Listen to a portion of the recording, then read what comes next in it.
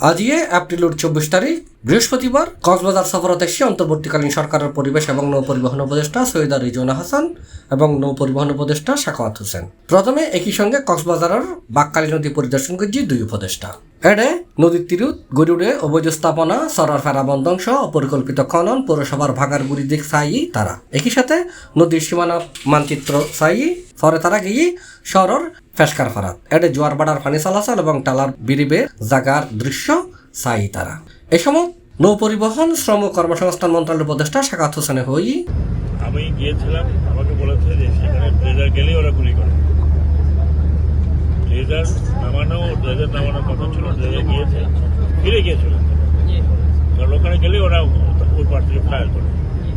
এই অবস্থাতে তো আমি আমার ট্রেজারের যে লোকজনকে তো ঝুঁকিতে ফেলতে পারি। তো I should stop it, please আগে নেগোসিয়েট করি। আর নাফ নদীর যেটা আছে সেটা আলটিমেটলি কী ধরনের বন্ধ হবে আমি জানি না, কারণ আমরা একটা চিন্তাভাবনা করছি দুর্দমে একটা স্থলবন্দর করার। সেটা যদি হয় তাহলে নাফ নদীর যে বন্দরটা আছে সেটা চরিত্র বদলায়, কিন্তু সবই ডিপেন্ড করছে যে আগামীতে রাখাইন স্টেট কী পর্যায়ে থাকবে, আমাদের সাথে রাখাইন স্টেটের কী সম্পর্ক, বা এখন যারা বর্ডার অকুপেশন করে রাখছে আরাকান আর্মি, তাদের সাথে আমাদের কী সম্পর্ক। এগুলোর মধ্যে শুধু নাফ নদীর কথাই ওটা, এটার ভিতরে রোহিঙ্গা পুনর্বাসনের বিষয় আছে। একই সময় সৈয়দ রিজওয়ানা হাসানে জানাই কক্সবাজারের 700 একর বন যেটা আছে, কক্সবাজারের যে 155 একর একটা বনের জায়গা নিয়ে একজন ব্যক্তির নামে বিল্ডিং হচ্ছে, 20 একর যেটা আপনার ওই যে ফুটবল হওয়ার কথা ছিল, ফুটবলের ট্রেনিং সেন্টার, আবার আমাদের যেই জায়গাটাতে পুরো চিংড়ি ঘের করেছে বেজাকে দিয়ে দেওয়া হয়েছিল। তো কক্সবাজার থেকেই আমরা আনুমানিক 12,000 একর বনভূমি সরকারের সিদ্ধান্ত হয়েছে উন্নয়ন তথাকথিত উন্নয়ন প্রকল্প থেকে বা ব্যক্তির সাথে ব্যবহার থেকে বন বিভাগকে দিয়ে দেওয়া হবে।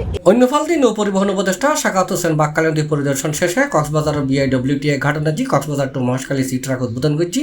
এটা মহেশখালীবাসী এবং মহেশখালী ঘুরতির জন্য সারা দেশের পর্যটকদের ভোগান্তির কিছুটলিও অবসান ঘটটি। এ বিষয়ে কক্সবাজার মহেশখালীর সন্তান এনসিপির যুগ্ম সদস্য সচিব সুজাউদ্দিনী সি প্লাসারে হই জুলাই গণঅভ্যুত্থান ছাত্র কল ইতারার আন্দোলনের ফসল ইয়ান হতে বাইনার পুনরুত্থানের আমার গ্রেফতারি ইয়ানো গিয়ে আগামী দিনত সমত আরা চিন্তা করছেন তখন মাফিয়া তন্ত্র নতুন গড়ি যাতে নয় আরা মহেশখালী বেগুন এক অভিন্ন রাজনীতির ঊর্ধ্ব হয়ে যায় রে তারা বেগুন একমতে হাজ করছেন প্রাণ প্রকৃতি পর্যন্ত ভাই খুশি এড়ে ধরুন গাছে বাসা পর্যন্ত আসে। আজিয়া এই সিট্রাক উদ্বোধনের মাধ্যমে যারা পর্যটক ইনশাল্লাহ আমি মনে করি একটা বিপুল সমাগম হইব। ইন্দি মহেশখালীর 6 নম্বর গাড়ার উন্নয়নের প্রধান বাধা আছিল শেখ হাসিনা সরকার। শেখ হাসিনা সরকারের পতন নইলে মহেশখালী বাসিল্লায় এই সি ট্রাক আনা নজাইতো বলে মন্তব্য করছি ডক্টর সলিমুল্লাহ খান। বহুবার স্মারকলিপি দিয়ে হইয়ে আগর সরকার আমলে বহুবার দিয়ে হইয়ে কিন্তু ইন পত্রিকা এত নশা পাইতো আইনের পাত্তানো দিত এত নায়ক 1 নম্বরত গুরুত্ব দিতে গত বছরের রাজনৈতিক পরিবর্তন যদি নইতো সোজা কথা শেখ হাসিনা যদি ক্ষমতাচ্যুত নইতো এই পরিবর্তন নইতো। আমাদের মহেশখালীর ফেরিঘাটের পথে প্রধান বাধা ছিল শেখ হাসিনার সরকার এবং তারা উন্নয়নের নামে জনগণের অপকারী করছে এবং শেখ হাসিনার অনুসারী বলে যারা পরিচিত অথবা আগর সরকারের অনুসারী বলে যারা পরিচিত এমনকি এরশাদ আমল পর্যন্ত এই তারা ব্যবসা করি বলা জনগণের জিম্মি করছে। এই জিম্মি হলের তো মানে জিম্মি উদ্ধার অভিযানের মতো বর্তমান সরকারের পরিবর্তনে আমরা দেখলাম যে এই একবার সুযোগ আসছে। C plus TV, Chittagong.